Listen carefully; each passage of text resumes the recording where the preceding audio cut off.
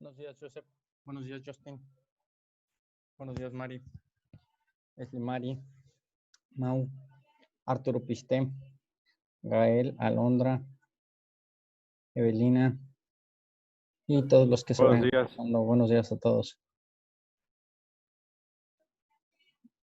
Les pido por favor que conecten sus cámaras para que los pueda ver, para que pueda ver quiénes se encuentran. Y los que no prendan su cámara, les recuerdo lo siguiente, que van a ser los que vaya a estar haciéndoles preguntas más constantemente para saber que se encuentran en clase. ¿Sí? Aquellos que no contesten, pues voy a darme por enterado que pues, no están poniendo atención en clase. Si no les sirve su micrófono, la manera en que pueden participar es por medio del chat escrito. Si no responden ni por audio ni por chat escrito, pues les voy a poner falta. ¿Okay? Bueno, enterados todos, vamos a comenzar la clase del día de hoy. ¿Sí? La clase pasada estuvimos hablando de la parte del inicio de la independencia. ¿Quién me puede decir un pequeño resumen? Hagan de cuenta que me dio Alzheimer y yo no sé nada de la independencia, de la primera etapa de la independencia. ¿Alguien me dice? A ver, Hani, ¿qué recuerdas? La etapa de la independencia. No escuché que te digo todo el maestro. ¿Qué dice? ¿Cómo fue la pregunta? Después de Hani, ¿puedo pasar? Sí, después de Hani puedes participar, Emanuel. La pregunta.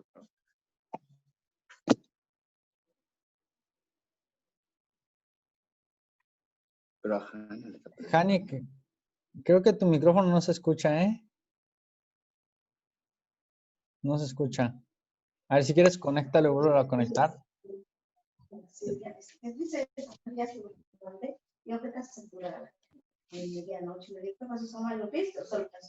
A ver, Hani, habla. No, creo que te salvó la campana, Hani. A ver, Emanuel. ¿Qué pasó, profe? A ver. ¿De la independencia? Sí. Ay, ok. La independencia empezó porque los de la Nueva España se cansaron de que tanto los españoles como los demás pues les empiecen a dar como que más reglas de lo normal. Entonces igual imagino que se empezaron a cansar de que pues la iglesia era los que supuestamente tenían más alto rango y cosas así. Después de eso todo empezó porque Francia invadió a España y después de que empezó el rey, ¿cómo se llamaba? El rey... José. Ajá, José Bonaparte, pues ya como que al implementar nuevas normas y cosas así, los nuevos hispanos se fueron casando poco a poco. Después como que me imagino que se han de haber enterado de la Revolución Francesa y tanto de lo de Estados Unidos, la independencia de Estados Unidos. ¿Y cómo Como- fue que se enteraron? Vas bien, pero a ver, sí, ¿cómo fue que se enteraron? por medio del mercado, ¿no? O sea, como No, intercambiaban cosas. no tanto por el mercado. Al final de cuentas, los que participaban en la enseñanza, también, pensadores, humanistas, pues iban adquiriendo libros y documentos que hablaban de estos hechos. Aquí juegan un papel muy importante los frailes.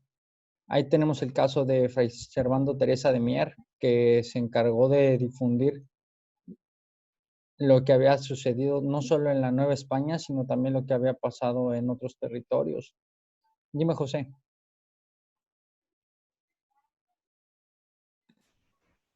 ¿Me escucha? Sí, claro. Pues también fue por dinastías borbónicas y la expulsión de los jesuitas. Ya después de eso, la primera etapa empezó con un movimiento de los criollos por, ¿qué será? Por liberarse de un poder que no les, que no les gustaba más bien. Ok. A ver, Esli Mari, ¿quiénes participaron en el movimiento insurgente de 1810? Mencióname 3.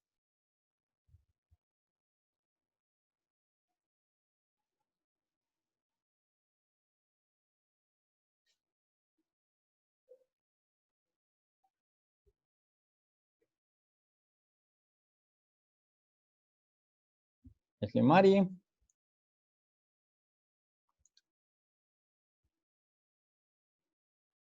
Danilu. No oyes nada. Ve a donde aparece. Bueno, no, oye. Te estamos esperando, Slimari. Contesta.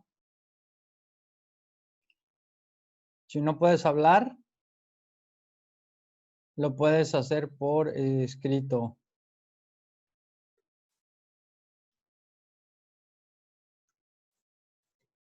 ¿Alguien más que quiera aportar algo? A ver, alguien más que nos diga cuáles son los tres personajes. Tres personajes. A ver, Abril. Miguel Hidalgo. Miguel Hidalgo, muy bien. ¿Quién más, Emanuel? José Ortiz de Domingo. José Ortiz de Domínguez, muy bien, ya, no digas más, no digas más. A ver, Ok. Abril. Revisen sus apuntes. Abril Puerto. Abril Puerto a la 1. Abril Puerto a las 2. Morelos, maestro. Ok, Morelos. ¿Qué otro es, Limari? Abril Puerto. Si no puedes responder por voz, lo puedes hacer por escrito. Ignacio Allende. Ok, Ignacio Allende. Sí, y Allende es con doble L. Sí, Ignacio es con C. Y sin H.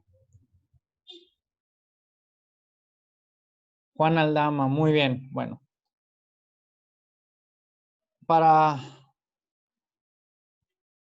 los que no me pueden escuchar, chequen su chat. ¿Sí?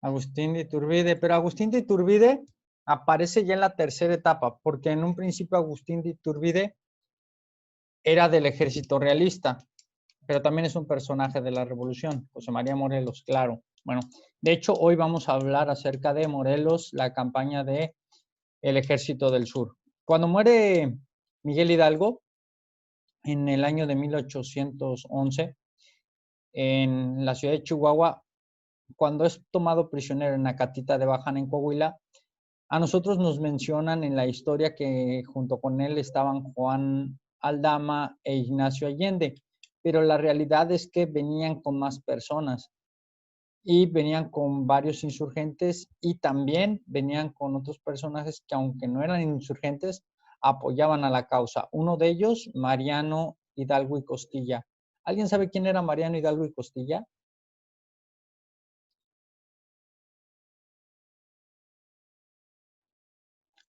Bueno, Mariano Hidalgo y Costilla, sí, pues tiene los mismos apellidos que Miguel Hidalgo. Por lo tanto, Mariano Hidalgo era el hermano de Hidalgo, de Miguel. Él era doctor, su profesión era ser doctor, pero él se une a la causa insurgente y se convierte en administrador, es decir, que maneja el dinero que llegaba, los recursos que tenía el ejército insurgente.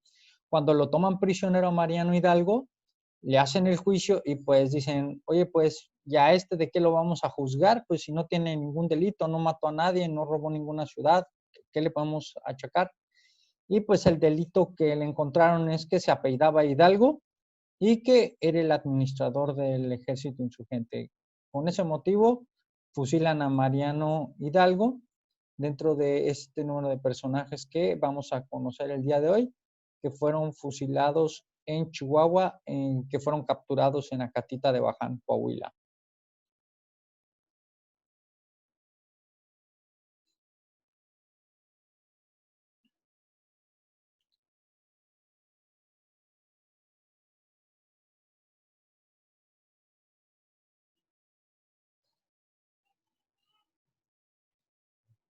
¿Ok? Entonces, comenzamos del 20 de mayo de 1811 al 30 de julio de 1811.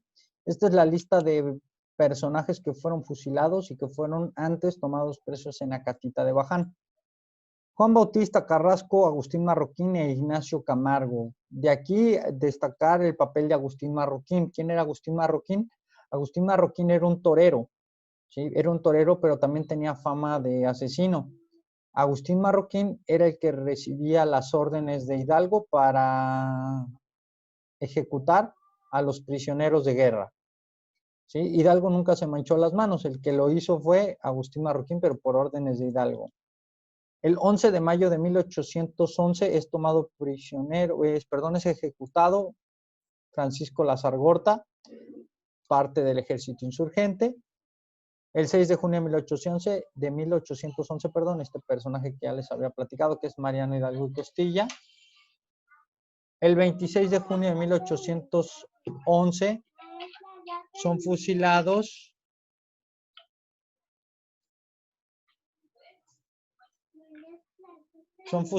Ignacio Allende, Juan Aldama, Mariano Jiménez y Manuel de Santa María. Tómame, llévatelo. Ya te escucha la maestra. Enséñame. Perdón, es que también mi hija está en clase y se le desconectó el audio. El 27 de junio de 1811 son fusilados José Ignacio Solís, Onofre Gómez Portugal, Vicente Valencia y José María Chico. Aquí encontramos a abogados, encontramos a soldados. Y por último, tenemos a Miguel Hidalgo y Costilla, quien es fusilado el 30 de julio de 1811. Ya les había platicado por qué Hidalgo se prolonga, porque Hidalgo no solamente se le aplicó un juicio civil, sino que a Hidalgo también se le aplicó un juicio eclesiástico, que de hecho es el que dura más que el juicio civil. El juicio eclesiástico es el que tiene una mayor prolongación. Y también otro personaje que es Mariano Abasolo. Mariano Abasolo también es tomado preso en Acatita de Baja Coahuila y también estaba predestinado a ser fusilado. Pero ¿qué pasó? Que Mariano Abasolo estaba casado con una española que tenía muchas influencias y entonces ella abogó por su vida con el rey, que en este caso va a la corte de Cádiz, allá en España, y solicita que le den, pues que la absuelvan. Entonces le dicen, no, absolverlo no lo podemos hacer. Si quieres, no lo fusilamos, pero de que tiene que pagar su crimen, lo tiene que hacer. Y entonces la esposa acepta y envían a Mariano Abasolo a la cárcel en Cádiz, y ahí muere el 14 de abril de 1816 de tifoidea. Esto por las pocas condiciones de salud y sobre todo las condiciones de higiene que tenía la mazmorra donde estaba preso Mariano Abasolo. Bueno, como conclusión, ¿qué nos deja la primera etapa de la independencia de México? José Pacheco, ¿lo puedes leer, por favor?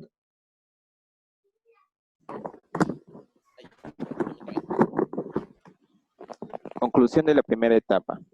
Los insurgentes pretendían lograr la autonomía de la Nueva España, mientras se lograba expulsar a los franceses de España y regresaba al trono Fernando VII. Muy bien, muchas gracias. Mari Martín.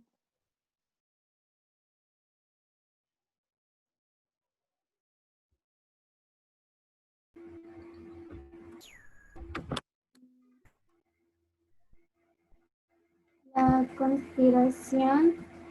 No, el que está un poquito arriba. ¿Los insurgentes? Los insurgentes encabezados por Hidalgo se mantuvieron leales al rey Fernando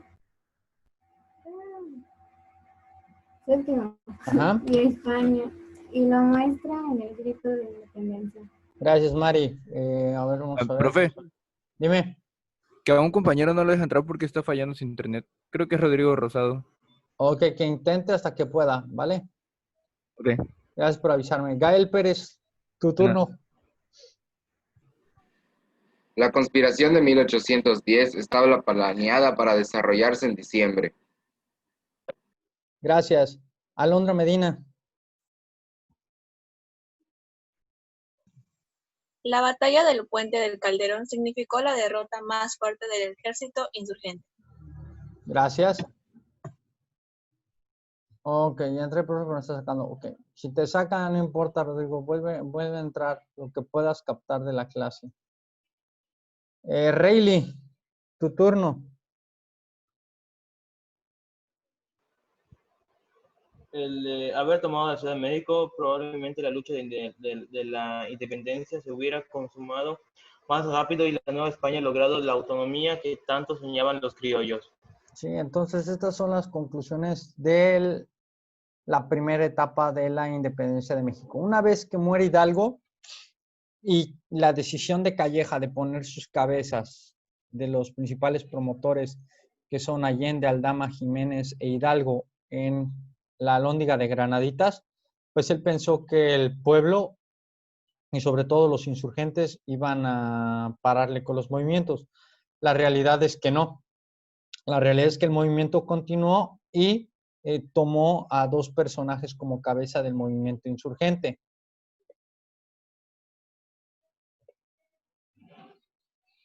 Uno de ellos es Ignacio López Rayón. Ignacio López Rayón era un jurista, es decir, que se dedicaba a la parte de las leyes, y él formó la Suprema Junta Nacional Americana en Zitácuaro, Michoacán. La ideología de Ignacio López Rayón era continuar con la idea del movimiento inicial, es decir, pues crear un movimiento en el cual se lograra la independencia del territorio, la autonomía del territorio, pero con el reconocimiento a Fernando VII como rey de España. Y estaba otra corriente, que era la corriente de los morelistas, comandada por José María Morelos y Pavón, quien él buscaba romper con la corona española. Él es el que verdaderamente tiene este deseo de convertir totalmente al Estado en un Estado independiente, soberano y separar de tajo con la corona española, mientras todos los demás buscaban la manera de mantener el imperio de Fernando VII como apoyo del territorio. Morelos agarró y dijo, no, nosotros podemos, tenemos gente capacitada, somos orgullosos de nuestro territorio, podemos sacarlo nosotros adelante.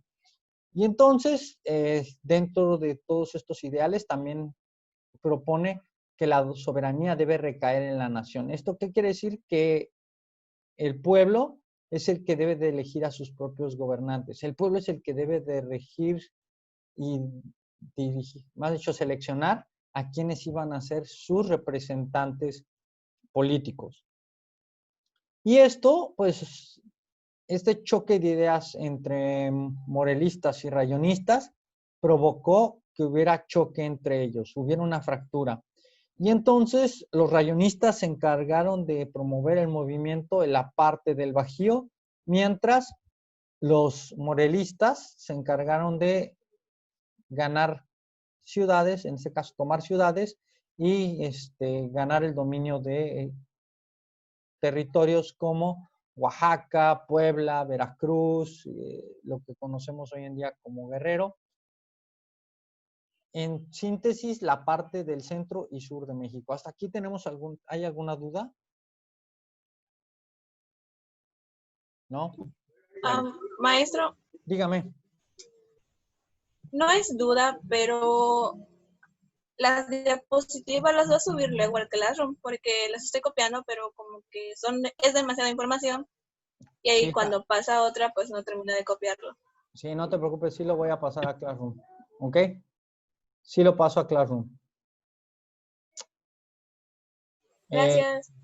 Por nada. De hecho, se los voy a compartir porque igual aquí viene parte de información de lo que vamos a ver la próxima clase el día de mañana para que le den una repasadita y sepan de qué vamos a hablar, ¿sí? Porque me interesa mucho que estén participando. Bueno, entonces, dentro de el movimiento de Morelos, ¿sí? Lo apoyaron personajes como Hermenegildo Galeana, Mariano Matamoros, Nicolás Bravo, Guadalupe Victoria y Vicente Guerrero. Dato aquí, chicos, tanto Guadalupe Victoria como Vicente Guerrero van a ser los dos insurgentes que van a estar desde el inicio hasta el final de la lucha de independencia. ¿Ok? Y Hermenegildo Galeana, Mariano Matamoros y Nicolás Bravo eran los hombres de mayor confianza de Morelos. Tan es así que el mismo Morelos, cuando se entera que matan al último de sus aliados, que en este caso es a Mariano Matamoros, y Hermenegildo Galeán de la Garre dice, me he quedado sin mis brazos, ahora ya no soy nada. ¿Sí? Es decir, pues se quedó sin su apoyo, se quedó sin sus hombres de mayor confianza, él sintió que ya lo había perdido todo. Y al poco tiempo después es capturado él y Nicolás Bravo, pero bueno, lo vamos a ir viendo poco a poco. Estos personajes que hicieron, pues ocuparon el centro y sur del país. Y aquí les pongo, bueno, también ellos, los que mencioné, pues se encargaron de la parte de las armas, pero también se requiere la parte intelectual. Y entonces aquí destacamos la presencia de tres personajes. Uno de ellos ya se los había mencionado hace rato, que es Fray Servando Teresa de Mier. Otro es Andrés Quintana Roo y el otro es Joaquín Fernández de Lizardi. Ojo con Fray Servando Teresa de Mier porque también va a tener influencia en la tercera etapa, que es el de la resistencia, porque él va a conocer a Francisco Javier Mina y va a involucrar a Javier Mina, quien era un español que había peleado en España y que lo conquista este deseo de querer apoyar a liberar a la Nueva España del yugo de la corona española, ¿no? Y derrocar el absolutismo de Fernando VII. Andrés Quintana Roo, igual un personaje que influye mucho en sus ideas humanistas, lo mismo Joaquín Fernández de Lizardi. Bueno, las campañas de Morelos, de fondo, si se fijan, aparece un mapita que está de color rojo y de color verde, también de color blanco. Lo que está de color rojo son los territorios que fueron dominados por completo por las fuerzas insurgentes.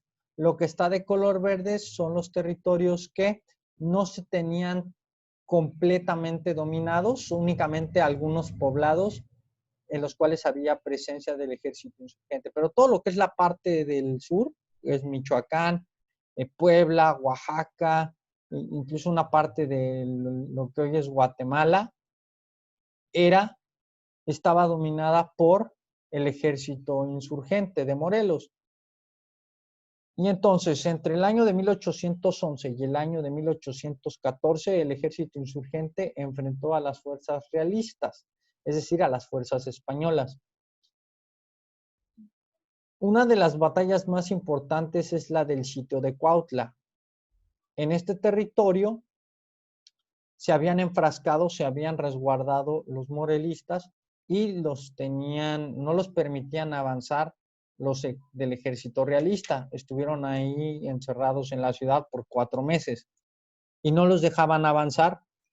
Y entonces, para que salieran de la ciudad, para que no tanto salieran de la ciudad, para poderlos eliminar, lo que hizo el ejército de Félix María Calleja, que en ese entonces se encontraba al frente del ejército realista, es pues cortarles el suministro de agua. Voy a checar el chat. Las zonas amarillas son los estados sin estar conquistados. No, pues no es precisamente amarillo, pero sí, exactamente, son las zonas neutras. Es decir que pues ni apoyaban a los insurgentes y no había conflicto, porque recordemos que la independencia de México, la lucha independentista se centra en la parte del Bajío y el sur. En la parte del norte pues estaba deshabitado prácticamente el país, había muy poca población.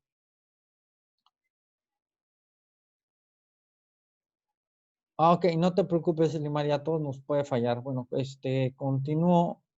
Y entonces, Calleja decide cortarles el agua, decide poner en la calle animales muertos, decide envenenar a los animales que hay en la región.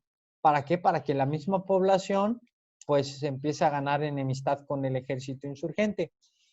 Al final de cuentas, Morelos decide, después de 4 meses, emigrar, salir del territorio, y lo hacen en la madrugada sin que se diera cuenta el ejército realista, y pues salen de Cuautla vivitos del sitio.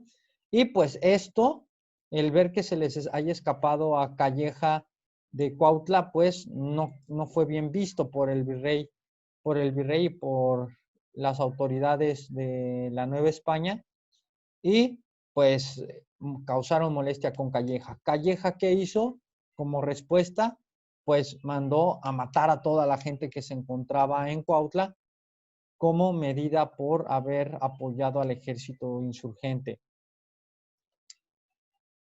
Obviamente, al estar encerrados 4 meses, al estar en batallas continuas, provocó que hubiera una reducción en el número de personajes que estaban combatiendo por parte de los insurgentes. Y entonces, ¿qué tuvo que suceder? Tuvo que replantearse la estrategia. Ya no tanto era la avanzada por el centro del país, sino ocupar los territorios del sur. Y entonces, el plan es ir hacia la ciudad de Oaxaca. Toman la ciudad de Oaxaca, pero aquí se topan con pared porque los peces gordos, podríamos llamarle así, o la gente poderosa de la ciudad, no apoyaba la causa insurgente. Ellos no apoyaban el deseo de la libertad. Y entonces, pues Morelos dice, bueno, pues Oaxaca no nos va a servir para nuestros planes. ¿Qué sí nos va a servir para nuestros planes? El puerto de Acapulco. ¿Alguien me puede decir por qué el puerto de Acapulco? Porque era la principal zona donde embarcaban hacia los barcos de comercio. Cierto, Manuel. Muy bien. Recuerden que en Acapulco era el principal puerto por el cual venían mercancías procedentes de Oriente. ¿De dónde? Principalmente de Manila, Filipinas. Y entonces, al bloquear el puerto, ¿qué pasaba? ¿Alguien tiene una idea de qué era lo que pasaba? Se A ver, quedaban Tenían sin que alimentos o depender municiones. del... ¿Cómo fue la pregunta? a ver, pónganse de acuerdo, porque aquí veo 3 que están... Salas primero. A ver, Salas. Tenían que depender ya de ellos, como se apoderaron de lo de la parte de... ¿Cómo se llama? Acapulco. Bueno, se agarraron del comercio, pues obviamente ya no iba a llegar la mercancía a ellos. Y pues obviamente ya iban a dominar sobre ellos. Exactamente, eso fue una de las razones. Al O sea que dominar el les puerto, cortaban sus ellos se quedaban... suministros. Sí, José, exactamente eso. Todos los productos que llegaban ahí provenientes de Oriente, que decían, pues se los quedaba el ejército insurgente. Ellos se lo quedaban, y no solo los productos, también el dinero, ¿sí? El dinero se lo quedaba el ejército insurgente. Y obviamente, como mencionaste ahorita, José, les cortaron los suministros a la corona española. Es decir, que ese dinero no les llegó nunca al centro del país. Estaban tratando de hacer que la comunidad se muriera poco a poco para que lograran conquistar sus territorios. No. A ver, los realistas lo que buscaban era acabar con el movimiento. Y al hacerle ver a la gente que el ejército insurgente, en vez de ayudarles, les iba a provocar que tuviera el gobierno represalias contra el pueblo, que se quedaran sin recursos, pues obviamente esto iba a generar que la gente no apoyara el movimiento, ¿sí? Es, por ejemplo, te lo pongo así, imagínate que ahorita aquí en Yucatán hubiera una rebelión, ¿sí? Hubiera una rebelión y dijeron, no, pues vamos a rebelarnos en contra del gobierno actual. Y entonces el gobierno actual dice, pues como en Yucatán están apoyando a la rebelión, no le vamos a mandar ningún tipo de dinero para el presupuesto, les vamos a cortar el agua, les vamos a envenenar los alimentos. Y entonces, ¿para qué era? Para que el mismo pueblo, ¿sí? Dijera, bueno, pues nos están castigando por culpa de estos, entonces hay que sacarlos, hay que eliminarlos. Pero pues nunca pasó esto. Antes de que los eliminaran, antes de que llegara el hartazgo de la ciudad de Cuautla, lo que hicieron del poblado, porque no era ciudad, del poblado de Cuautla, fue vámonos, vámonos antes de que nos linchen, vámonos antes de que nos vayan a entregar. Era como decir que les estuvieran dando, o sea, cosas equivocadas, cosas erróneas para que perdieran la confianza y al final les atacaran. Fuera como una Exactamente, estrategia. exactamente, era parte de la estrategia Calleja. Y como no le salió la estrategia Calleja, pues se enojó y mató a todo el pueblo. O sea, que en pocas palabras su intención no era más que conquistar este pueblo, sino intentar hacer que todo el movimiento se fuera de raíz, ¿no? Que se acabara. Sí, exactamente, exactamente. Sí, acabar de tajo con el movimiento insurgente. Esa fue la idea que tenía el ejército realista, acabar con las rebeliones al final de cuentas. Y el ejército insurgente del sur, comandado por Morelos, pues era el que más peligro representaba a la corona española, porque los rayonistas pues estaban peleando en hacer leyes. Ellos estaban más enfocados en hacer leyes, en modificar la constitución, pero los que estaban peleando eran los del ejército de Morelos. Hasta aquí vamos bien, creo que vamos bastante bien, estamos entendiendo qué pasa. Y pues al final de cuentas al gobierno pues no le cae en gracia que el ejército de Morelos termine por quedarse con el dinero y con la mercancía que estaba llegando de Asia. ¿Por qué? Porque esa mercancía y ese dinero le servía a la corona española. ¿Por qué? Porque llegaba a América, se iba en barcos se trasladaba de Acapulco en carruajes, en carretas, hasta el puerto de Veracruz, y del puerto de Veracruz salía de regreso a España, ¿sí? Una parte se quedaba en la Nueva España y otra parte se iba a España. Pero pues nada de esto pasaba porque todo se lo quedaba el ejército insurgente. Al tener el control del puerto, pues nada de ese dinero llegaba, nada de esa mercancía llegaba. Regresamos a la diapositiva.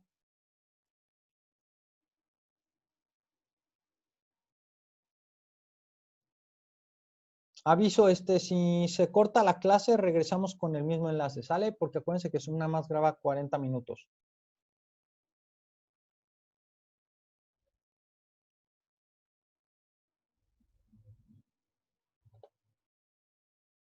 Aquí hay un punto de inflexión que se llama la Constitución de Cádiz. La Constitución de Cádiz es una constitución de corte liberal que es promulgada el 19 de marzo de 1812. Esta constitución lo que busca es eliminar derechos clericales, ¿sí? Promueve la división de poderes, es decir, erradicar el absolutismo monárquico, y propone introducir reformas económicas en beneficio de la Nueva España. Propone el inicio de las elecciones por parte de los ciudadanos solo para elegir diputaciones. Y ciudadanos, chicos, ciudadanos eran únicamente considerados criollos, españoles y mestizos. Todos los demás no eran considerados ciudadanos. Y que la soberanía recaía en el pueblo, es decir, que estos ciudadanos eran los que podían elegir a sus gobernantes, pero únicamente como diputaciones, porque la figura de virrey y la figura del rey, pues en este caso eran irrevocables. Y ¿qué pasa? Pues obviamente que esta constitución empieza a provocar una revuelta de ideas. ¿Por qué? Porque, como les digo, es una constitución de corte liberal, donde pues le quita derechos a la iglesia. Y obviamente todos estos que apoyaban a la iglesia, pues se sienten así que contra la espada y la pared, dicen, bueno, pues la corona española se nos está rebelando, nos está quitando nuestros derechos y nosotros los derechos los teníamos. Recordemos que para ese entonces, 1812, ¿quién todavía estaba en el poder de la corona española?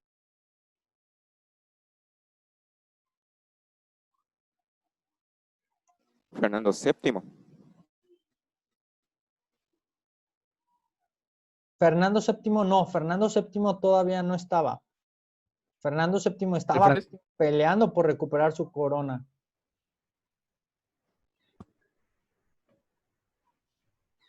El francés, profe.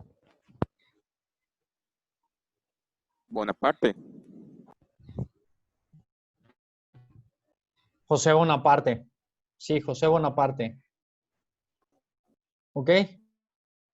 Pero esa nació el voto. Sí, podríamos decir que en América, podríamos decir que a partir de la Constitución de Cádiz, es cuando se da la oportunidad de que el pueblo pueda ejercer el voto, pero repito, únicamente era para diputados. En 1812, festividad de San José, conocida por eso como la Pepa, es la primera constitución propiamente española, ya que el Estatuto de Bayona en 1808 no dejó de ser una carta otorgada marcada por el sello napoleónico. Es efectivamente, pero aquí seguimos hablando de la Constitución española, y esta Constitución fue reformada. 1808, ¿te acuerdas quién todavía estaba en el poder? Estaba Carlos IV. Y entonces, al haber cambio de gobierno, podemos decir, cambio en la corona española, pues tienen que poner una nueva constitución, que era la Constitución de Cádiz. Es de corte liberal porque recuerden que los franceses promovían mucho esta ideología de ser liberales. Y esta constitución dura muy poco, ¿eh? La Constitución de Cádiz solamente dura de 1812 a 1814.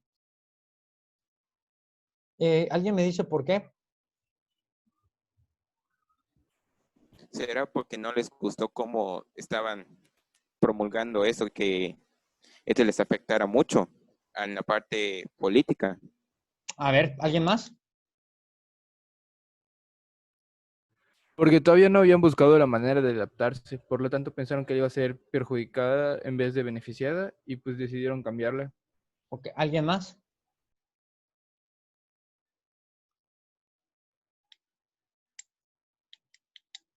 A ver, chicos, necesito que participen más. No solamente tengo a 2 alumnos, solo José y Emanuel son los que están participando más. Igual Giovanni. Maestro, ¿cómo fue la pregunta? ¿Por qué razón creen que la Constitución de Cádiz nada más duró 2 años, de 1812 a 1814?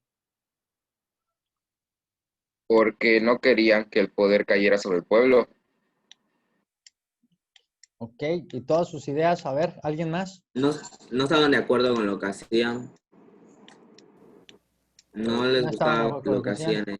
Ok, bueno, en 1814, ¿sí? Se da fin a la invasión de Francia por parte de España, es decir, que regresa la corona a manos de la realeza española. Ahora sí, Fernando VII regresa al poder. Y lo primero que hace Fernando VII al regresar al poder, ¿qué es? Suspender esa constitución. Exactamente. Lo primero que hace es, a ver, esta constitución es liberal, aquí nada de que poder ejecutivo, legislativo y judicial, aquí nada de que la iglesia no tiene derechos, a ver, ¡pum!, no sirve. Regresamos al absolutismo monárquico, aquí el único que decide soy yo, aquí, nada de que no se acepta la tortura, claro que vamos a seguir torturando, la Santa Inquisición va a seguir trabajando, ¿sí? Y nada de que el pueblo va a elegir a sus gobernantes. Aquí el único que decide qué se hace, qué no se hace, soy yo. ¿Sí? O sea que Fernando VII seguía un solo código. O sea, él aprendió de lo que veía mientras estaba con la realeza. O sea, veía cómo torturaban, cómo estaba su pueblo, y así aprendió y así se acostumbró. Al final de cuentas, Fernando VII era hijo de Carlos IV. De Felipe V a Carlos III y de Carlos III a Carlos IV y luego Fernando VII, todos estos pertenecían a la familia de los Borbón, ¿sí? Y empezaron a establecer un absolutismo monárquico, es decir, que nada más ellos eran los que tenían el poder de la decisión, ellos querían controlar todo lo que había a su alrededor. Ellos querían tener el control de la